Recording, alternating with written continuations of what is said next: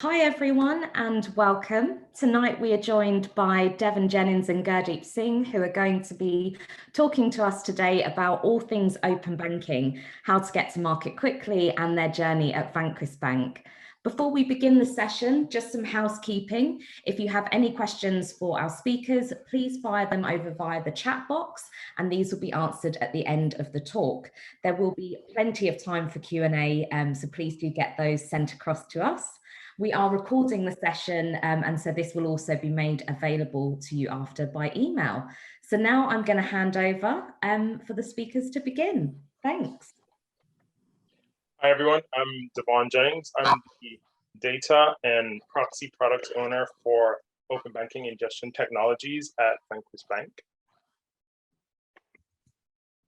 Hi everybody, this is Gurdeep.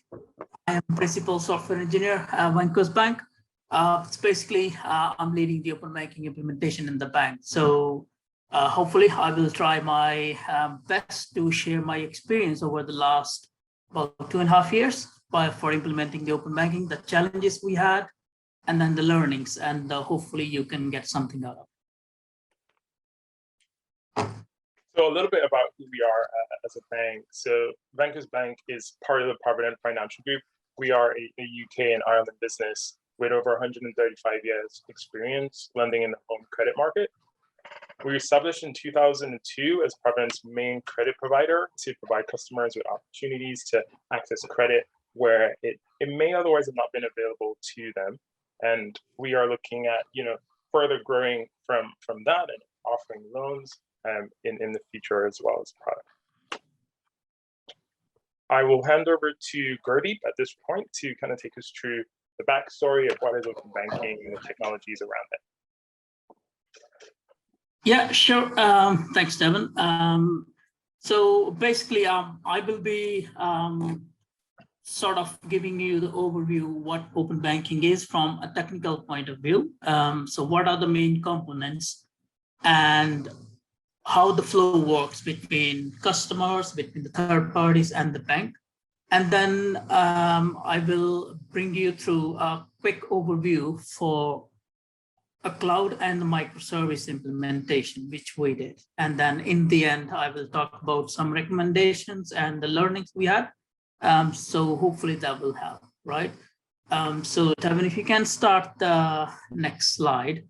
So what open banking and PSD2 is? PSD2, as most of you are hopefully aware, that this is Payment Service Directive number 2. This is basically a regulation. And then under that, open banking is one of the part of this regulation, right? So this open banking is basically an ecosystem where customers, third parties, and banks play together to share the data securely. So the main reason the competitive marketing authority brings it is basically to create more competition and then break the monopoly of the big banks, right? So the customer can, in the end, the consumer will get benefit out of it. And this comes with its own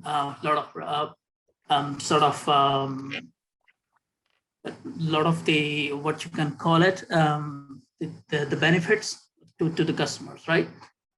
So open banking is ecosystem, as I said. So the open banking UK is the regulatory or the implementation body.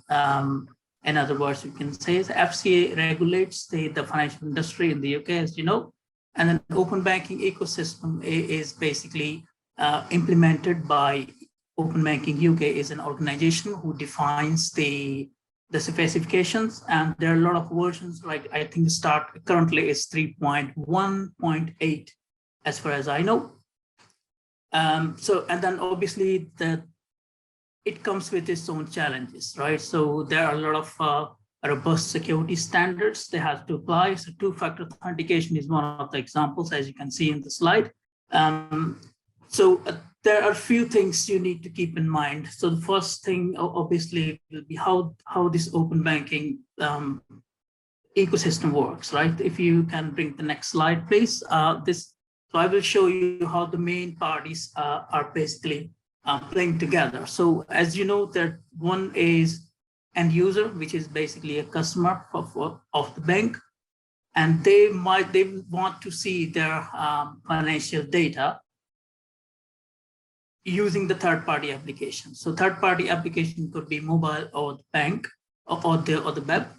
And then in the background, when customer is requesting the third-party, the data for the bank, the third party in the background basically is initializing the consent to the bank, right? So they make the call to the backend service, and next bank will ask the customer to log in and also give the authorization to the consent basically, and then bank will provide the consent screen that will explain who the third party is and then what type of information they're looking for on behalf of customer.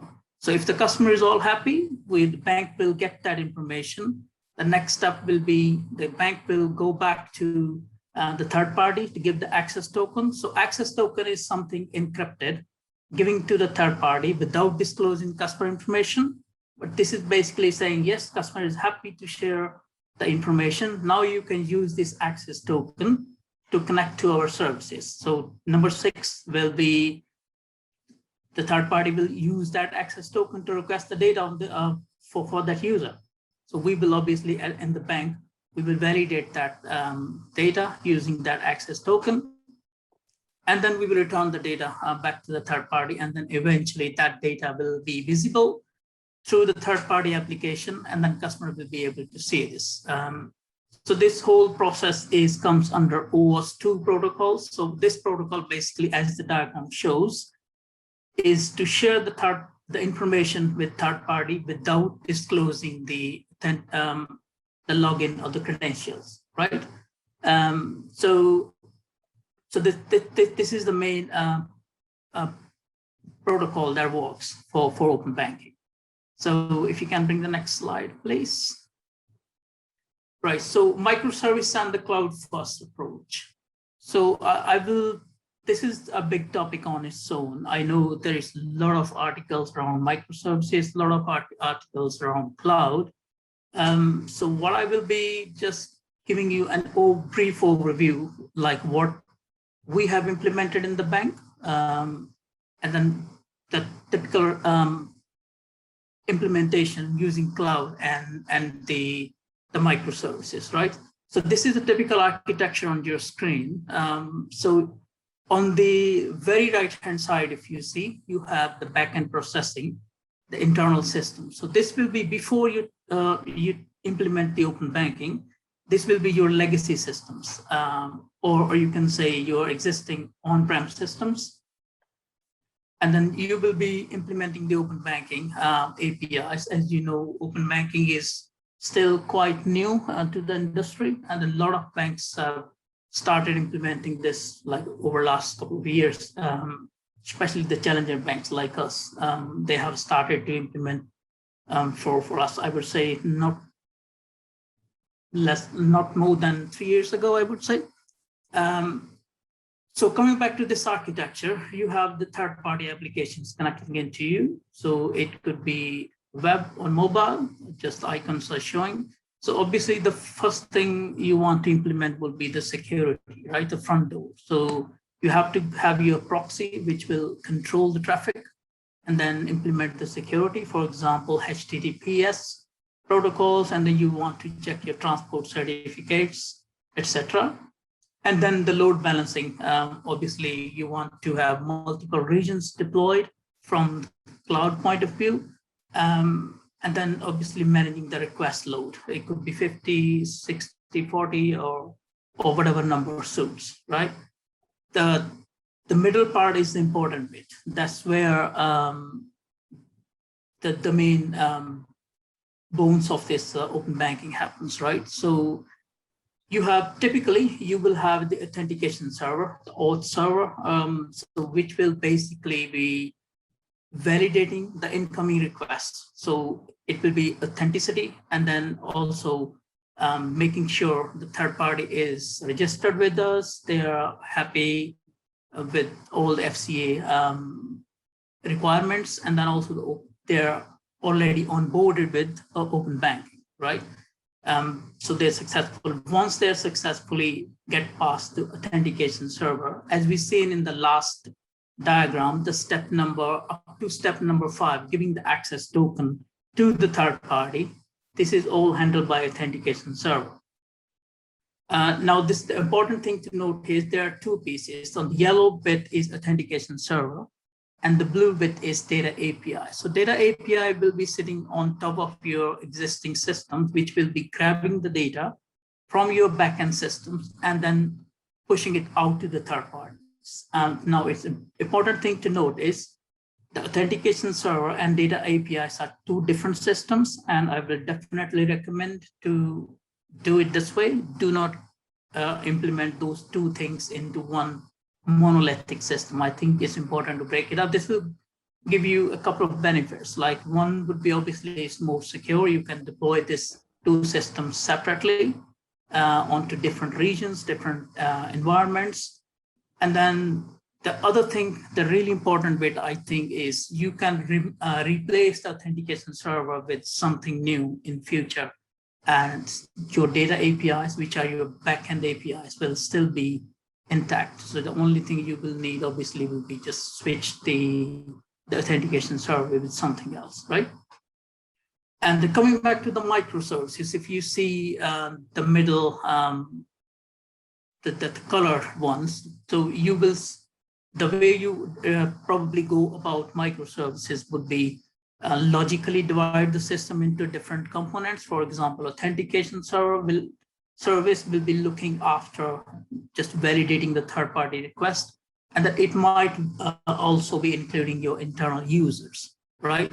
And then account service can be just pulling the data for your customers. It could be account balance and transactions. And payment service, typically, you can just make the payments and then check the status for the payments. And then XY is just generic services, so just to give you an idea. You can split multiple microservices. Now you can get like number of requests per second or per millisecond even. To control that, the number of requests, I think it's important to have some sort of mechanism in place. So in that, so you have to have some sort of queue management system, I think. So we typically examples for queue, if you are using Microsoft Azure, so Azure Bus Service probably is one good candidate for it. So there are multiple other queue systems like Apache, Kafka, RabbitMQ, and you also have IBM MQ as well, Amazon MQ. So depending on what type of environment or the hosting system you're using, there are multiple choices. I think this is the typical microservices and the cloud-first approach. The cloud-first approach, when I say cloud-first, means open banking is something most of the companies will do it from scratch, right? If you're doing something from scratch, I think about cloud, at least not 100%. If you already have the system on cloud, well and good, because you already have everything on cloud. If you have some part of your system on-prem, even then, I think you can go for cloud. That should work, because slowly and steadily you can start moving your legacy systems onto cloud as well. Now, microservices, there's the one typical question we get asked, like how microservices are beneficial, right? So as you probably know, microservices, the benefits of them is the scalability and then the maintenance. And then they are lightweight systems, like as opposed to manage the one big fat monolithic system. I think it's better to manage some small systems independently, and then they can be reusable for the other systems as well in the company. The other challenge you might get is the time taken to implement the microservices. Microservices are not suitable for each and every use case, right? So you have to think about if these are really suitable to you or if it works for you or not, right?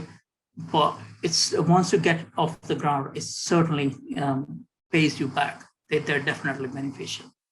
So from learning experience from all this open banking and in Vanquis Bank, I have noted down for like first topmost 5-6 points. So Devin, if you don't mind to click through the next slide, please. So these are the key points I really wanted to sort of share with you guys. So these are the sort of learning points which we thought is definitely important bits.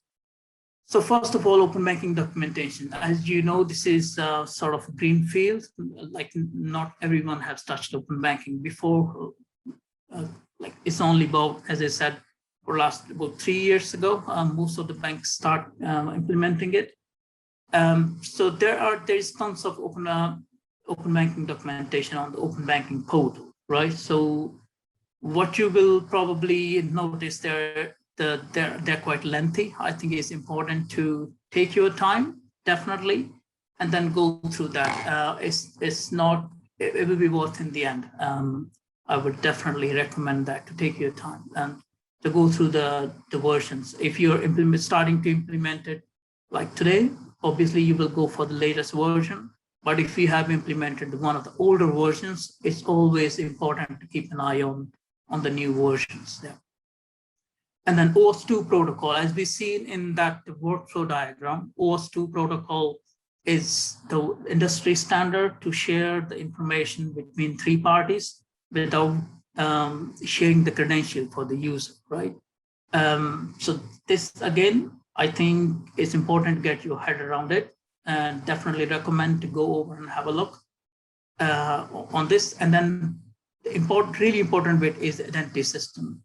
Now, most of, well, not most, I would say each and every organization will have the system to manage the users, right? But this time, this is not users. These are the third parties connecting into the bank. So will your system, which is managing the user, will be suitable for those third parties as well? In our case, this definitely was not the case. So we had to implement something new. So in our case, we did investigate a lot. We did have brainstorming sessions amongst the team. So, and we ended up using Identity Server 4, which is the open source. That was suitable for keeping the third parties connections, managing the Os2 protocol, and getting the third parties onboarding, issue them access token. So one of the key benefits was this was not impacting the identity system we had for users. We wanted to keep it separate, and then hence we went for this system. Now you could have the system which already in place, which might be suitable for managing third parties as well. So by all means, go for it. And the next bits is the certificate management. There are 2 types of certificates, like in the open banking, and they are issued by Open Banking UK. In the UK, if your bank organization is in the UK, the Open Banking UK is the one where you will get transport and signing certificate issued, right? So if you're familiar with the SSL certificate already, you will get through this quickly. But if you're not, you will probably need to learn about how to create the SSL certificates, how to manage them, and then how the housekeeping is done. So the way you manage the certificate for open banking is open banking portal, open banking directory will give you the access to create or generate those certificates. And then typically you will have the pre-production environment and then the production environment, right? And for Vanquis, we have UAT, we have sandbox, and then production. I think by regulation, you need to have sandbox anyway. So typically you will have 6 certificates each year to renew. They are only valid for 1 year, and then housekeeping becomes really important as well. I think it's important to have someone who already managed your SSL certificates. It might be better to give this task to the same person or the same team in the organization so that it goes through it naturally. And then by keeping all this complex system in mind, don't forget the keep it simple rule, right? It's easily can be done more than what you're looking for. So definitely keep it simple and while you're trying to implement all this. And then finally, the implementation guide. So I'm gonna throw the link in the chat for our implementation guide. So implementation guide is from the bank to the third parties, basically explaining each and everything. If there is anything deviation from the open banking specifications. So and then the frequently asked questions. So far for last 2.5 years, we got queries from third parties. We try to amalgamate all those learnings and then try to put this in implementation guide. So at least for the future, for the new third parties, it can help. So these are the 6 key points I really wanted to discuss. This is rather than a textbook stuff. I think this is just my learning experience while working with open banking for last over 2.5 years at this stage. All right. So all these slides were from the ASPSP point of view, which is bank, right? So when we are implementing the open banking implementation from bank point of view, on the other side, there are third parties, right? So third parties will use those APIs to grab the data for the customer, and then that's where it benefits them. So as a bank, we have to implement that through because the regulation FCA has asked us to do it, right? So we have to implement it.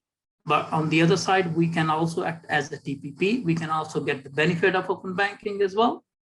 So we have also done that part. And then Devin gonna bring you through how we have done that part, and then how Vanquis have benefited from it. So thanks for that, and I will hand over to Devin for the next. Thank you, Gert. So I guess, yeah, everyone's probably wondering how did you get to market quickly, and how did you act as a TPP? The short answer is we partnered with NatWest. So we considered multiple options, years ago, and agreed that integrating an open banking product that already has a rich product roadmap into our digital platforms would be, it ensures that we get to market quickly, because we can tap into the part of the roadmap that we actually want to implement, and kind of leave the rest and bring the benefits to our customers and the bank, and just kind of smartly select those. So we partnered with NatWest on their Payit product, and the Payit product brings a lot of benefits to our customers. We've implemented it into our mobile application, and it allows for instant updates to our customers' available credit and instant added spending power after they make a payment. It's faster payment processing over card payments, and it allows for better management of our customers' finances as they'll be able to see the balance before actually attempting a payment. The 4 kind of key benefit for our customers here is that it's fast and secure payment journey, because we can utilize their Face ID and fingerprint that they've already set up with their banks, and just kind of open up their bank's application as they are making a payment to their Vanquis credit card using open banking. The benefits for the bank itself is that we get a minimum of 25% reduction in our fees compared to debit card payments that require the bank to pay interchange fees to the customer's bank. We also remove the need to store customers' billing data, and it allows us to integrate with the open banking features throughout our product channels that are already being worked on in partnership with NatWest. What I'd like to do is to show you what the experience looks like for our customers within the mobile application, and how we are harnessing that technology of open banking as a TPP.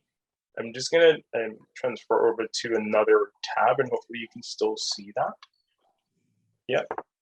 Okay, so this pop-up, this is our mobile application. There's a pop-up that a customer will see the first time that they download the Vanquis application, or the first time after we launch the feature.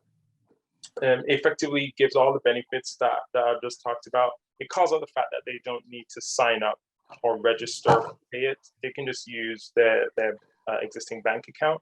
We have coverage with over 90% of all the major UK banks. And so the customer would just select, okay, thanks. The key piece of information that we want to look at in this demo is the available credit that they have to spend. So this customer is starting with £790 and 2 pence as available credit. They'd attempt to make an additional payment.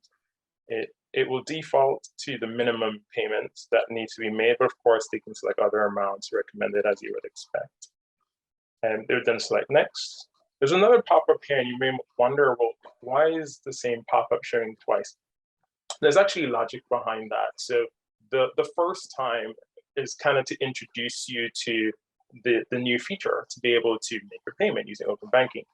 But you may not want to make a payment in that journey, in that instance that you open the mobile application. You may just want to check your statements or any other feature within the mobile application. So we have smart logic behind the scenes that basically identifies, okay, in the instance where that customer did not want to make a payment immediately, when they do come back into the application, maybe a week from now, we won't show them the first pop-up, but instead we'll show them the second pop-up directly within the journey. So they remember that, because obviously this is a new technology, and most customers are just accustomed to paying with a debit card. So we say, okay, thanks here. And you can see the three options that they have. Pay with Payit at the top, but they can still pay with their debit card that they registered or add another one. We'll go with Pay with Payit for this. At this point, there's a lot of technology just happened in the blink of an eye. So a lot of what Gurdeep just talked about has happened there. So we transferred over some select data through APIs for this specific customer, the amount that they are wanting to pay. However, the security around open banking is, NatWest or partner, they can't see which customer this is. We can't even easily see which customer this is. We have to go through multiple systems to match it back and figure out who's this person that's making that payment. But ultimately, the benefits are here for the customer in that they'll select the bank that they want to pay from. In this case, I'll select NatWest and hit continue. Again, more communication out here. At this point, we've gone to their bank. We've opened their bank's mobile application, passed in the value that they wanted to pay, and the customer has already used Face ID to log in, and that's pretty quick. They can see the available money that they've got in their account, so that's another benefit over paying with debit card. They know that the funds are there before they attempt the payment, and later on I'll show you why that's beneficial to us as well as a bank. And it kind of tells them the account number and sort code that it's going into. There's some reference numbers, and we could use these reference numbers to aid with any refunds, manual refunds that might need to happen. And effectively, the customer will say confirm payment, more technology being run, and it will serve back it will come back into the Vanquis mobile application and serve them the relevant screen. In this case, a successful payment. But of course, we have many other journeys as well, and many other outcomes that could happen there. But 9 times out of 10, because it's open banking and we've connected directly to your bank has looked at the money and said, yeah, you got it, secured that, and we know that we're going to get those funds. Because we know we're going to get those funds, we can do what we can't do now with debit card payment and immediately give that as an available credit increase. So we know that this customer started with £790 and now they're at £805 available to spend. Lots of our customers love this, and I think it's one of the key reasons why they use open banking with us, where we are acting as a TPP, because they can get the available credit. Also, the balance usually with debit cards will take 2 working days to update their balance. And we do have customers, as you would expect, that love seeing their balance updated as quickly as possible after they made a payment. We're still on the journey to making it an instant update to their balance, but their balance is now cut in half, right, in terms of updating. We can update that within 1 day rather than 2 working days when you use open banking. So we are getting there. And effectively, we've added some new kind of changes to our mobile application to make clear that this one was an open banking payment versus other payments that you paid with your debit card. going back to where we are here, and where we kind of want to go. So the future of banking at Vanquis, this is a snapshot of our roadmap. And we've implemented the single immediate payments. So that's what I've just taken you through. We can do a one-off payment. We have 17 banks on board, and we have our development sandbox that Gertie mentioned earlier. We have a live proving environment to test out new functionality. We further along in 2021 are looking at implementing Pay by Link in Q3. And Pay by Link is the ability for our customers to make a payment using a link that we send to them by email. And we're also looking at how we can securely send that link by SMS. We have some behind the scenes technology as well. So the behind the scenes technology is the stuff that's not in bold here on this screen. So the embedded integration, and we're going to be working closely with Gertie's team to make that happen. We have a beta portal coming up in Q4 that we're looking to implement, which will give our internal kind of stakeholders more improved MI, so we can understand better the behind the scenes of it all. As I said before, we have to kind of look through 4 systems to figure out an individual customer. You can imagine if something goes wrong, it's easy to deal with a refund, right? But it may be a bit harder if something else goes wrong in the technology. So this portal is going to allow us to see more about what may have happened on the unhappy path, and it gives us opportunities to identify where we can introduce additional features and better help our customers on that journey as they're going through making payments. In 2022, in Q1, we're looking at implementing an MVP version of the MI portal. The MI portal is similar to the beta portal. The difference being it's more focused on I would say more the customer journey part of it versus the technology behind the scenes part of it. And again, that will help us to identify any optimizations we can make, additional features our customers might want, and implementing things like a feedback section. So once they made a payment, they can kind of tell us, yep, this I like how you guys have it, or any suggestions, and that'll kind of be implemented within the journey at the end for customers who want to opt into that.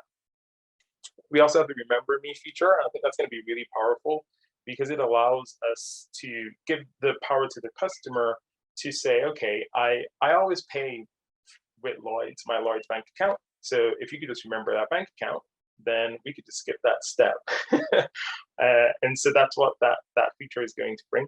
And then later on in 2022, we're looking at another powerful feature, which is using open banking to implement variable recurring payments. And that will reduce the need to sign in to the bank each time. So instead of doing one single payment, the customer can set that up and say, yeah, I want to give you access to that account, and for a period of say 3 months, I can just make a payment without having to sign in each time. I just say how much I want to pay, and you do it the same way that you would take any other funds. And then lastly, Gertie's team is looking at customer onboarding in terms of implementing open banking into the decision-making of our customers. So for a select group of customers who fall into a certain category or logic when they're trying to apply for a credit card or a loan, we'd be able to offer them open banking as a way to prove their income or prove, how the income and expenditure is working with their bank accounts. And that will make that journey a lot more smooth, because right now you would have to upload, copies of that. The best part, so the best part is we're hiring, and we have a number of opportunities to join our product and engineering team. You can visit our careers page for more. We have roles such as infrastructure engineers, engineering product owners, software engineers, data engineers, test engineers. So if you'd like to get onto the journey with us, just visit our LinkedIn page or careers page for more. And now we're at the question and answer section. Great. Devon and Gurdeep, thank you so much for your insights today and for sharing that journey with us. So we're now going to head over. So if you can all open up the chat box, that would be great. And do start sending in questions. I think we've already got one that's been fired in. So hopefully you can take that question over now. Yeah, so how we're going to do questions is I'll take any of the kind of product focused questions. Gurdeep will take any of the kind of technical implementation questions, and any questions that we can't get to today, we're going to take a note of those, and we'll be publishing a blog coming soon that will have the responses to those questions as well. Let's see what we've got. So starting from the top. So how long did it take to implement Payit into the mobile application? And how many customers are using Payit? Okay, so it took us 6 months from not really knowing what we're doing and how to make this a reality. It took us 6 months from that point to get it launched. In terms of the number of customers that are using Payit, we have about 4% of our customer base using Payit now.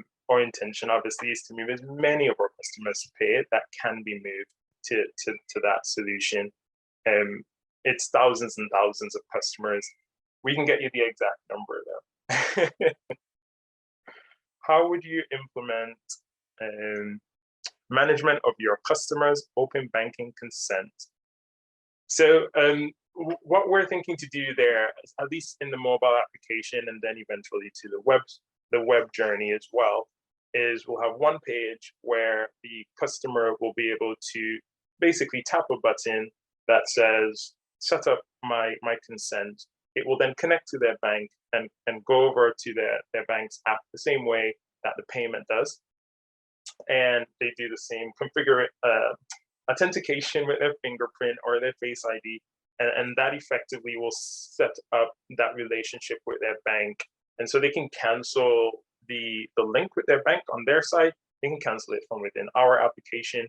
And that's how it's going to be managed. Now, when the 3 months are up, we'll send them a kind of notification on the mobile application to say the 3 months are coming to an end. Would you like to renew that connection to open banking? And that's how the Remember Me feature is mostly going to work. How different is it to implement open banking from ASP/SP perspective than that of a TPP? That's one for you, Gurdeep.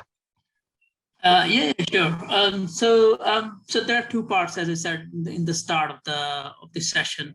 So one is to implement the open banking from bank point of view, from the ASP/SP point of view, from the account offering session, right? So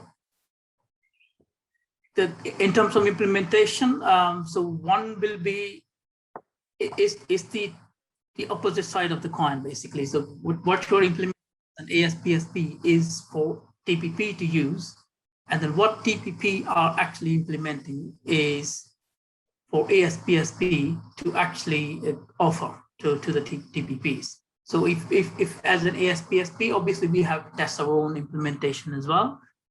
So we have to stood up the TPP mocking application so that we can test our solution before we can go out to the third party.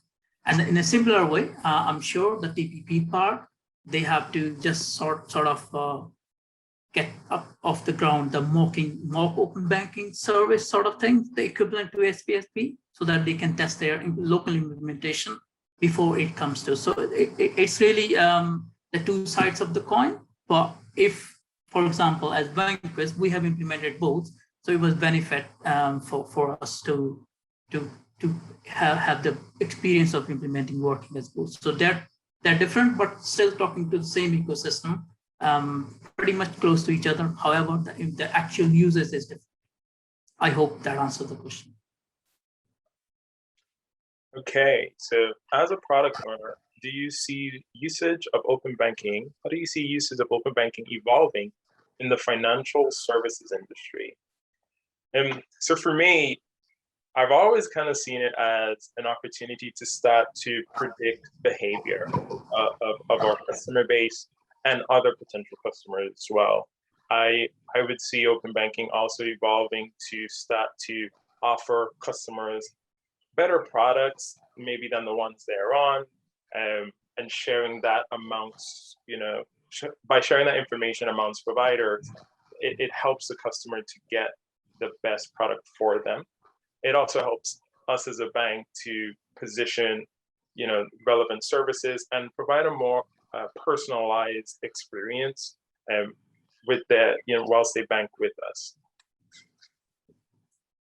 How challenging was it to ensure a level of minimal viable compliance, and what did you do to assure this? And so, from both of our perspectives. So, Gertie, if you start with how you dealt with the compliance point of this. Yeah, from technical point of view. So there are few tools that can be offered from the security point of view, because we are implementing Os2 protocol and OpenID protocol in order to stand up the authentication service sort of thing. So there are conformance tests, right? So we have to go through multiple sort of hurdles in order to get the certification of that. And then equivalent to that, there is open banking conformance tools as well. So you have to sort of put your system through the test for those. So those are the two systems we already got the certification last year. So that will sort of give you the confidence that your system is up and running. And then also on top of that, new third parties are connecting to us every day, right? So your system works if third parties are able to connect to you. There are, I don't have the latest number, but there are about more than 300 customers at this stage have shared the data with the third parties. So I think the real compliance will be if you are regularly running those conformance tools through your system. And we have that work item in our sprint, in the future sprint, that we need to hook those automated pipelines. Those tests should be running as part of each deployment, so we know that we are meeting the compliance and the standards. So that's from technical point of view. I'm sure you have your own point from the product point of view. Okay. As a product owner, compliance is a big part of every product we have. And for the open banking product, I work very closely with our compliance managers at the bank. I work very closely with legal, and with a lot of departments, to be honest, straight down, to collections and making sure that operations was on board with how it was being implemented and what the journey looks like and how do you support that. And everything had to be signed off. The wording that you saw on the screens that we went through, they all had to be signed off by a compliance manager. So yeah, it's just mostly a lot of conversations, a lot of touch points with individuals up and down the business, as well as partnership with NatWest. So NatWest was advising me as well on almost everything that we were doing, and we kind of co-designed the screens as well. So we have two banks are basically building the product. So the level of compliance would be in place. If there was one thing you wish you knew before you started, what would it be? Oh, wow. Okay. This one's a hard one. Because I have to pick one. I would say understanding the kind of API estate that we would need to harness and utilize, how that would work with NatWest's APIs and the further downstream contact with the other banks. I think if we knew how that would work beforehand, that would be the one thing we wish we knew. From Gertie, from your perspective? I think identifying the identity system, how we gonna manage the identity for the third parties.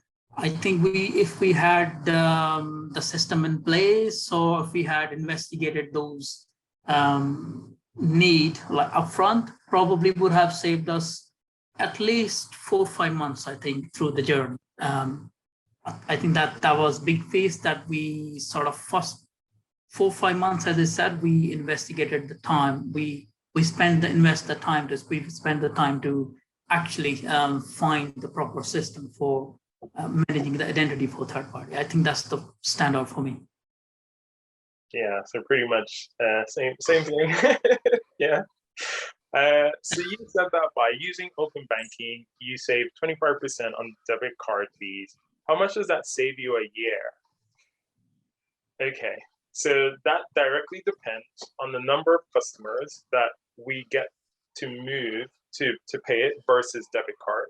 So if we can get maybe even half of the customers we have now paying by debit card, currently paying by debit card, to our open banking payment option, we'd be saving millions of pounds a year. We are not there yet.